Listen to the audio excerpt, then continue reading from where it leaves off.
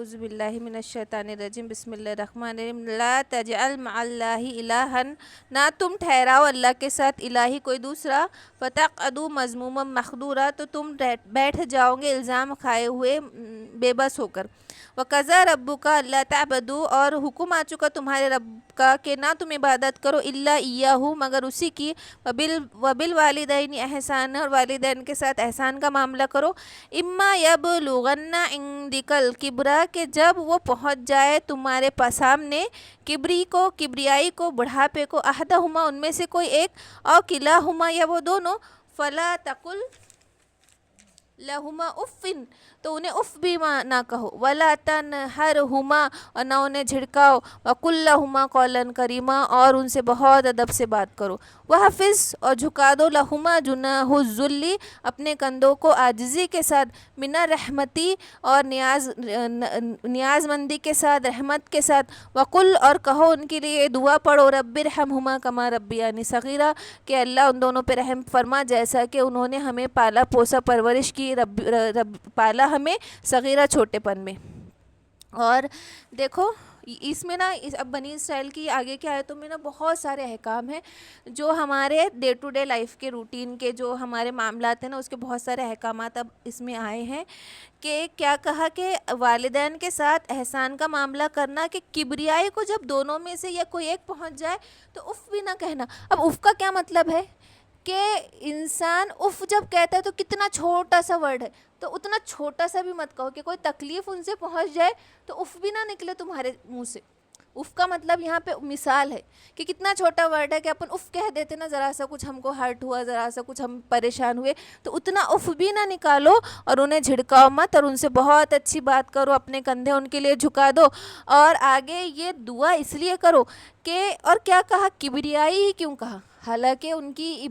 کی جو ہے ان کی دیکھ ریکھ، ان کا اکرام، ان کی عزت اور ان کی خدمت زندگی بھر کرنا ہے، لیکن مجبور ہو جاتا نا انسان، بڑھاپے میں اس کو ضرورت ہوتی ہے سہارے کی، مجبور ہو جاتا، اس لیے کبریائی کہا، بڑھاپا کہا، اور دعا مانگنے کیوں کہا کہ صرف اکیلے تمہارے بس میں نہیں ہے، کہ تم ان کے لیے اللہ سے بھی رجوع کرو، اللہ سے بھی ان سے پوری دعا کرو، اللہ کی رحمت مانگو ان سے، ان کے لیے عافیت مانگو، صحت مانگو۔ اور اتنے سارے اس میں آتے ہیں، دیکھو اتنے سارے احادیث ہے کہ سورہ لقمان میں اللہ پاک نے کیا کہا، انشکر لی ولی والدیک، کہ میرا شکر ادا کرو، اس کے بعد اپنے والدین کا، کہ اپنے ساتھ اللہ پاک نے والدین کو شامل کر دیا کہ پہلے میرا شکر ادا کرو، اور میرے بعد تم کیا کرو، والدین کا شکر ادا کرو۔ اور آپ صلی اللہ علیہ وسلم نے فرمایا، آپ صلی اللہ علیہ وسلم سے کسی شخص نے پوچھا کہ اللہ کے نزدیک سب سے زیادہ محبوب عمل کیا ہے، تو آپ صلی اللہ علیہ وسلم نے فرمایا کہ نماز کو اس کے مستحب وقت میں پڑھنا، اور فرمایا کہ اس کے بعد کون سا عمل ہے، تو کہا کہ والدین کے ساتھ اچھا سلوک کرنا۔ اور آپ صلی اللہ علیہ وسلم نے فرمایا کہ باب جنت کا درمیانی دروازہ ہے، اب تمہیں اختیار ہے کہ اس کی حفاظت کرو یا ضائع کر دو، اور اللہ کی رضا باپ کی رضا میں ہے، اللہ کی ناراضگی باپ کی ناراضگی میں ہے۔ اور ابن ماجہ میں ہے کہ آپ صلی اللہ علیہ وسلم سے ایک شخص نے دریافت کیا کہ اولاد پر ماں باپ کا کیا حق ہے، تو آپ صلی اللہ علیہ وسلم نے فرمایا وہ دونوں ہی تیری جنت یا دوزخ ہے، مطلب اگر تو اطاعت و خدمت کریں گا تو جنت، اور بے ادبی یا ناراض کریں گا تو دوزخ ہے۔ اور آپ صلی اللہ علیہ وسلم نے فرمایا جو شخص اللہ کے لیے اپنے ماں باپ کا فرما بردار رہا، اس کے لیے جنت کے 2 دروازے کھلے رہیں گے، اور جو ان کا نافرمان ہوا اس کے لیے جہنم کے 2 دروازے کھلے رہیں گے۔ اگر ماں باپ میں سے کوئی ایک ہی تھا تو ایک دروازہ جنت یا دوزخ کا کھلا رہے گا۔ اس پر ایک شخص نے سوال کیا کہ یہ جہنم کی وعید کیا اس صورت میں بھی ہے کہ ماں باپ نے اس شخص پہ ظلم کیا ہو؟ تو آپ صلی اللہ علیہ وسلم نے 3 بار فرمایا وَإِن ظُلْمًا، اگرچہ کہ وہ ظلم بھی کرے تو۔ اس نے پوچھا کہ اگر وہ ظلم کر رہے تو پھر کیسا، تو کہا کہ 3 بار آپ صلی اللہ علیہ وسلم نے جواب دیا وَإِن ظُلْمًا، اگر وہ ظلم بھی کرے تو، اگر وہ ظلم بھی کر رہے تو انتقام کا حق نہیں ہے، ظلم میں بھی ان کی خدمت اور اطاعت کرنا ہے، کہ وہ تم سے کوئی حق تلفی کر دے رہے، تمہارا حق نہیں دے رہے یا تم پہ ظلم کر رہے، تب بھی تم کو اتنی ہی عاجزی سے اتنا پورا حق ادا کرنا ہے۔ آپ صلی اللہ علیہ وسلم نے فرمایا جو خدمت گزار بیٹا اپنے والدین پر رحمت و شفقت کی نظر ڈالتا ہے تو ہر نظر کے بدلے ایک مقبول حج کا ثواب ملتا ہے۔ تو اس شخص نے کہا کہ اگر میں 100 مرتبہ نظر ڈالوں تو آپ صلی اللہ علیہ وسلم نے کہا کہ 100 بار حج کا ثواب ملیں گا، اللہ کے خزانے میں کوئی کمی نہیں ہے۔ آپ صلی اللہ علیہ وسلم نے فرمایا سب گناہوں کی سزا تو اللہ تعالیٰ آخرت میں دیں گا، قیامت تک مؤخر کریں گا، لیکن ماں باپ کی نافرمانی کی سزا اولاد کو اس دنیا میں ہی مل جائیں گی۔ اور ناجائز کاموں کا جہاں تک وہ کریں گے تو اس میں اطاعت جائز نہیں ہوں گی، ناجائز کاموں میں نافرمانی جائز ہے جب احکام توڑنے کی بات آئی۔ تو حضرت اسماء رضی اللہ تعالیٰ عنہ نے، کوئی اور اسماء ہوں گی، آپ صلی اللہ علیہ وسلم سے پوچھا کہ ان کی والدہ مشرک ہے، مجھ سے ملنے آتی ہے، کیا میرے لیے جائز ہے کہ ان کی خاطر مدارت کروں؟ تو آپ نے فرمایا سلی امی کا، یعنی اپنے ماں کے ساتھ تم بہت زیادہ صلہ رحمی کا معاملہ کرو۔ اور جب جہاد فرض عین ہے اس وقت ماں باپ کی اجازت کے بغیر جانا ہے، لیکن فرض کفایہ ہے تو ماں باپ کی اجازت کے بغیر جہاد میں بھی نہیں جائے گا۔ کہ ایک شخص نے کہا کہ اللہ کے نبی آپ صلی اللہ علیہ وسلم، میں اپنے ماں باپ کو روتا چھوڑ کر آ گیا ہوں جہاد میں، تو آپ صلی اللہ علیہ وسلم نے کہا کہ جیسا رلائے ویسا ہنسا کرا، یعنی ان کی اجازت لے کر آ۔ اور یہاں تک کہ دعوت و تبلیغ اور علم کے کاموں میں بھی نہیں نکلیں گے اگر ماں باپ کی اجازت نہیں ہے اور وہ فرض کفایہ ہے۔ اور اب اگر ماں باپ نہیں ہے تو والدین کے دوست احباب کے ساتھ اگر ویسا ہی سلوک اختیار کرنا ہے جیسا کہ وہ اپنے زندگی میں کرتے تھے، یہاں تک کہ آپ صلی اللہ علیہ وسلم جب خدیجہ رضی اللہ تعالیٰ عنہا وفات پا گئی تو آپ صلی اللہ علیہ وسلم جب گوشت کا ایک حصہ ان کی ایک بہت زیادہ قریبی سہیلی تھی تو اس کے ہاں ضرور بھجواتے تھے آپ صلی اللہ علیہ وسلم۔ اور کسی عمر کی قید نہیں ہے، لیکن کبریائی کا یہاں اسی لیے ذکر کیا کہ بہت زیادہ اس وقت انسان محتاج ہو جاتا ہے، ضعیف ہو جاتا ہے، چڑچڑی طبیعت ہو جاتی ہے۔ اور جھڑکنے کا معاملہ یہ ہے کہ بہت ادب سے گفتگو کرنا، محبت و شفقت سے گفتگو کرنا، اور یہ جو دعا ہے رب ارحمہما کما ربیانی صغیرہ، کہ جتنی مشکلات آسان تکلیف کو دور فرمائے، تاکہ جب تک مسلمان ہیں تو ان کے لیے رحمت کی دعا جائز ہے، اگر کافر ہے تو مطلب ہماری یہ دعا رہیں گی جن کے ماں باپ کافر ہے کہ وہ ان کا خاتمہ دین پر ہو، اس کے بعد وہ دعا کی رحمت کی دعا نہیں کرے گا اگر کافر ماں باپ تھے تو۔ اور ایک بہت پیاری حدیث ہے، اور یہ بہت مطلب اس میں آتی ہے، حضرت جابر بن عبداللہ سے روایت ہے کہ ایک شخص آپ صلی اللہ علیہ وسلم کی خدمت میں حاضر ہوا اور اس نے شکایت کی کہ میرے باپ نے میرا مال لے لیا ہے۔ تو آپ صلی اللہ علیہ وسلم نے اس شخص کو اپنے پاس بلایا،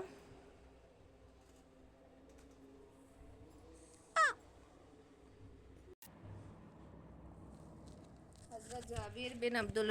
جابر بن عبداللہ رضی اللہ تعالیٰ عنہ سے روایت ہے کہ آپ صلی اللہ علیہ وسلم کے پاس ایک شخص آیا اور اس نے شکایت کی کہ میرے باپ نے میرا مال لے لیا ہے۔ تو آپ صلی اللہ علیہ وسلم نے فرمایا کہ اپنے والد کو بلاؤ، اور اسی وقت جبرائیل علیہ السلام تشریف لے اور کہا کہ آپ اس کے باپ سے پوچھنا کہ اس نے اپنے دل میں کیا کلمات کہے، کہ جس کو اس کے خود کے کانوں نے نہیں سنا وہ کلمات کیا تھے، آپ نے یہ فیصلہ کرنے کے بعد، دونوں کا معاملہ نپٹانے کے بعد اس باپ سے ضرور پوچھنا۔ تو آپ صلی اللہ علیہ وسلم نے پہلے اس کو بلایا اور پوچھا کہ دیکھو تمہارا بیٹا ایسے ایسے شکایت کرتا ہے، تو اس کا مال تو والد نے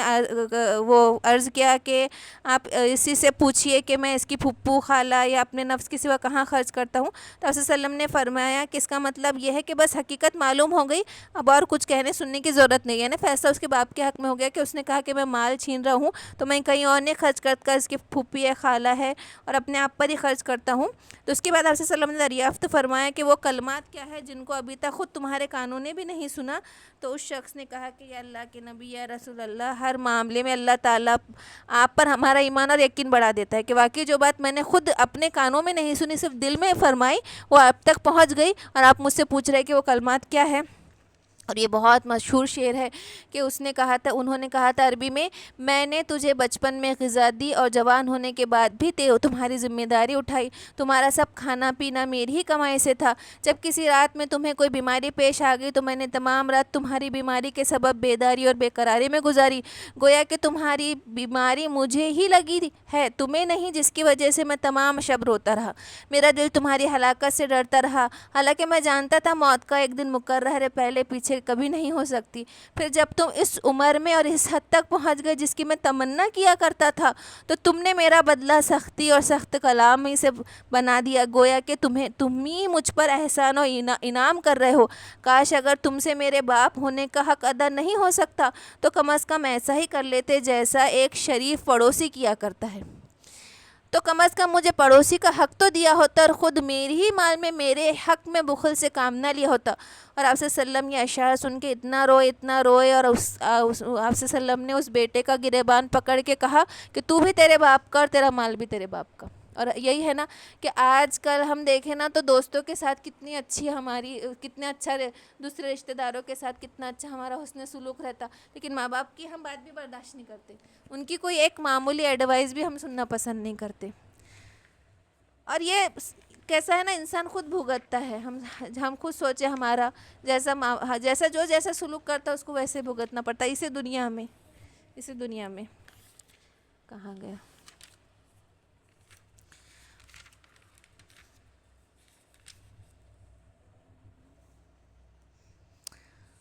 اور آگے کی آیت ہے،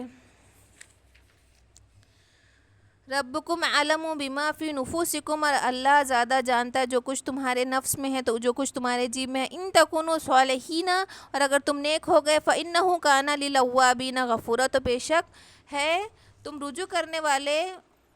تو وہ رجوع کرنے والا ہے، توبہ قبول کرنے والا ہے، غفور اور بخشنے والا ہے. اگر تم صالح ہو گئے، تم نیک ہو گئے تو.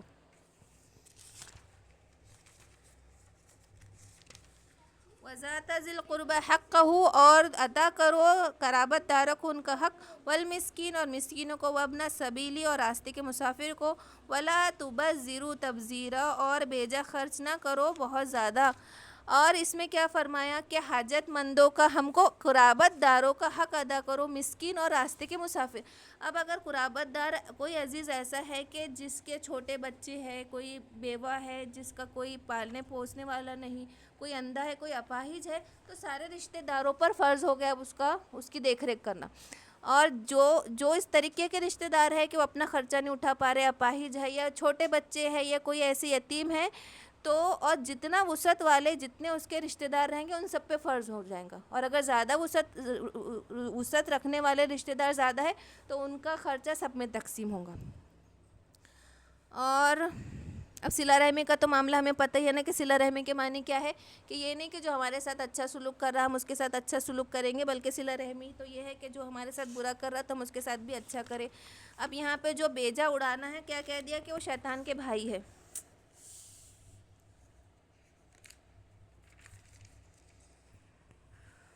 نہیں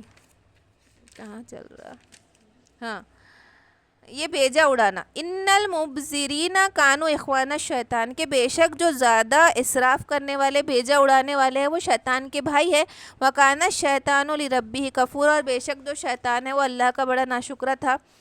کہ اسراف کیا ہے کہ انسان جو ہے ضرورت سے زیادہ خرچ کر رہا، لیکن تبذیرہ کا جو ورڈ آیا ہے وہ کسی گناہ یا بالکل بے موقع، بالکل کوئی خرچ کرنے کا وقت نہیں تھا، وہ آ گیا کہ بے جا، جس کا کوئی ضرورت ہی نہیں تھی، یا کوئی گناہ ہے یا کوئی ایسی چیز کے بالکل بے موقع بے محل خرچ کیا، وہ تبذیرہ، وہ آ گیا، وہ تبذیرہ زائد خرچ کرنا. اور اسراف کیا ہوتا ہے کہ ضرورت کی چیز پہ ضرورت تو تھی لیکن جتنی خرچ کرنا چاہیے اس سے کہیں زیادہ خرچ کر دیا، تو وہ اسراف ہو گیا. اور تبذیرہ ایسا خرچ کرنا کہ جہاں ضرورت ہی نہیں تھی. اب ہم خود سے سوچیں کہ ہم اسراف بھی کر رہے ہیں اور تبذیرے میں بھی آ گئے ہم دونوں چیز میں، کہ اسراف کے لیے تو منع ہی کرا، اب تبذیرہ جس میں بالکل ضرورت نہیں تھی وہاں خرچہ کرنا کیا کہہ دیا، شیطان کے بھائی. اور ہم دیکھو ہم ایسی کتنی چیزیں ہیں نا جو اسراف میں بھی آ گئی ہماری، کہ ٹھیک ہے ضرورت تھی، 2 روپے کی ضرورت تھی تو ہم نے 4 روپے خرچ کر دیے. 1500 کا ڈریس میں بھی کام چلتا تو ہم وہاں پہ 3 کا خرچ کر دے رہے، 4 لے لے رہے، 5000 کا لے لے رہے. تو یہ اسراف میں آ گیا. لیکن تبذیرہ کہ جس کی ضرورت نہیں تھی، تو ایسا تو بہت ہوتا ہمارے ساتھ کہ جس کی نہیں بھی ضرورت ہے تو ہم وہ چیزیں خرید لیتے. اور کتنا بڑی بات کہہ دی ہے نا اللہ پاک نے کہ شیطان کے بھائی ہے. اور آج کل کیسا ہو گیا نا، آپ کا اسٹیٹس، آپ کیسے دکھ رہے اس سے آپ کی عزت ہو رہی. یہ مسئلہ ہو گیا، آپ کے کپڑے آپ کی عزت کا ذریعہ بن گئے، آپ کا رکھ رکھاؤ، آپ کا گھر، آپ کی چیزیں آپ کی عزت کا. ہماری تعلیم، تہذیب، تربیت وہ ہماری عزت کا ذریعہ نہیں بن گئے. تو ہم کو انیشیٹ کرنا چاہیے کہ نہیں، ہم سادگی سے رہیں. ہم کو معلوم ہے ہمارے دماغ میں کیا ہے، ہمارا نفس کیا ہے، ہمارے اندر کیا چیز ہے، اس کو ہمیں ہمارے کپڑوں سے دکھانے کی ضرورت نہیں. ہمارے تعلیم، ہماری تربیت، ہمارے اخلاق کو دکھاؤ. اور ہم کو اپنے آپ کو اس سانچے میں ڈھالنے کی ضرورت ہے کہ نہیں، ہم کو تمہاری عزت اس لیے نہیں چاہیے کہ ہمارے کپڑے بہت مہنگے تو تم ہماری عزت کرو گے، بلکہ ہمارے اخلاق، ہمارے آداب، اپنی تعلیم، تربیت. تو کیسا ہے نا، کہیں نہ کہیں ہم کو اس چیز کو توڑنا پڑے گا کہ سادگی اپناؤ. ہاں ہم پہن سکتے اتنے کا بھی، لیکن ہم سادگی سے جی رہے، ہم سادہ رہ کر بتائیں. تو بات ہوں گی، ورنہ ہم سب کے ساتھ بھیڑ چال تو سب چل رہے، بھیڑ کے پیچھے تو بھیڑ سبھی لگی ہوئی ہے، تو بھیڑ سے الگ ہو کر ہم کو وہ کرنا رہے گا. اس کے لیے کانفیڈنس بہت ضروری ہے. آپ کے اندر وہ کانفیڈنس رہنا چاہیے کہ آپ یہ دکھاؤ کہ ہاں ہم اتنی سادگی اتنی عاجزی کے ساتھ، ہمارے کپڑے کتنے بھی ہلکے ہو، ہماری کتنی سادہ زندگی ہو، پھر بھی ہم کسی سے اپنے آپ کو وہ نہ سمجھیں. اور کیا ہے کہ کتنا آدھا سیر بھی خرچ کر دیا کہ ضرورت نہیں تھی، اور آپ نے بنا ضرورت آدھا سیر کتنی قیمت ہوں گی وہ بھی خرچ کر دیا، تو وہ بھی تبذیرہ میں آ گیا، وہ بھی تبذیرہ میں آ گیا، ناحق اور فضول تبذیرہ میں آ گیا وہ.